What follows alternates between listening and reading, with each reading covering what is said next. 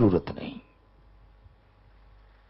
पुण्य करो, दान करो, कोई नहीं रोकता, लेकिन बीमार का इलाज करवा देना, चाहे आपके 200 रुपए क्यों ना लगे।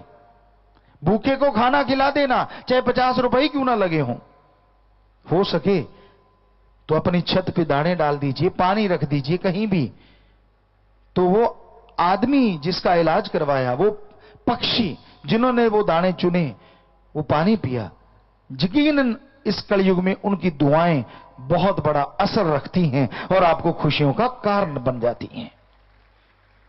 तो आप खुशियां तो हासिल कर सकते हैं।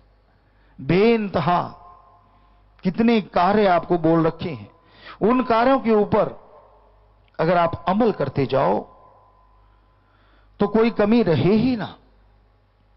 तो इसलिए हमेशा परमपिता परमात्मा का अगर प्यार पाना चाहते हो तो उसकी रियाय, उसकी प्रजा से मोहब्बत करना सीखो, पर बेगर्ज, निस्वार्थ। उसमें स्वार्थ नहीं, मर्यादा का उल्लंघन नहीं होना चाहिए। कई बार संतों के वचनों को तोड़ मरोड़ के लोग इस्तेमाल में लाते। देखो, पिताजी भी कहते हैं प्यार करो, हम कहते हैं आत्मिक प्यार करो, बहशी नहीं बनना। हम कहते हैं बेगर्ज मोहब्बत करो, गर्ज नहीं। तो आप कैसे तोड़ मरोड़ लेते हैं? क्यों पापों के भागीदारी बनते हैं? क्षणिक आनंद के लिए? लानत ऐसा सोचने वाले पे और लानत ऐसा बोलने वाले पे। प्यार मोहब्बत राम का सच्चा है। आपस में प्यार करो, जो आपके रिश्ते हैं, पति पत्नी का वो भावना, मां बाप का वो भावना, भाई के प्रति वो भावना, बहन के प्रति वही भावना, और बेटे बेटी के प्रति वही भावना। कर्तव्य निर्वाह ये करते रहिए, कौन रोकता है?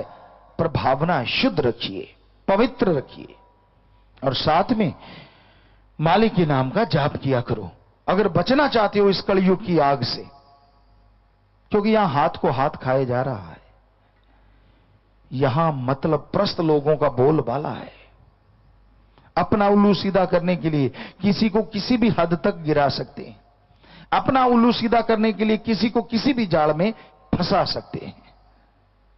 ऐसे कलयुग में, ऐसे स्वार्थी युग में अगर खुश रहना चाहते हो, परमानंद हासिल करना चाहते हो, तो सुमरण कीजिए, भक्ति इबादत कीजिए, निंदा चुगली में मत पड़िए, बुराई का संग मत कीजिए। आप बच्चे भी हो तो भी आपको पता है कि बुरा क्या है, अच्छा क्या है, अगर आप सत्संग सुनते हो। क्योंकि सत्संगी को ना पता लगे कि बुरा क्या और अच्छा क्या, ये हो ही नहीं सकता।